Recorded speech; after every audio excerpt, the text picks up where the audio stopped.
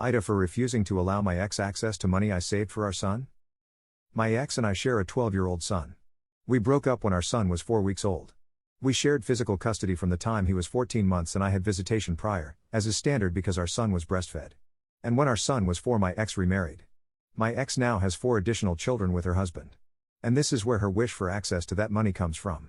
I saved for my son and set up an account that only I can access for right now. I was never a part of this, so I never added her to the account.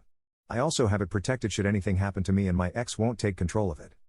One of my ex's children was diagnosed with a rare type of cancer. Their household has seen a lot of changes and my son has struggled with those changes.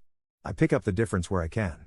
So my son still goes to his activities, paid for by me. I put extra in his lunch account at school so he can always get a school lunch, his preference over a packed lunch from home, and I went a little bigger for Christmas, which I always start buying early. My son always knew I saved for his future. He mentioned it to his mom after his mom said they were pulling all finances on their end, including anything put aside for the futures of him and his half-siblings. This brought my ex to me and she asked how much I saved, which I refused to tell her.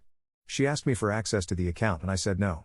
She suggested I should give it to her so it can go toward funding all the help they need to cover the cost of a sick child and I refused. My ex tried to get our son involved and my son told me he didn't want to keep giving stuff up and he didn't want him to take his money. I promised my son it wouldn't happen.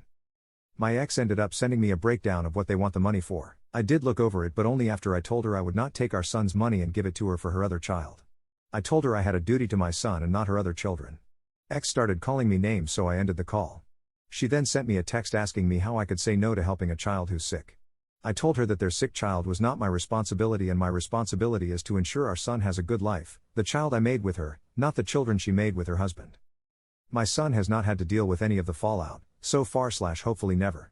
But ex has sent several texts since and her husband sent a few of his own.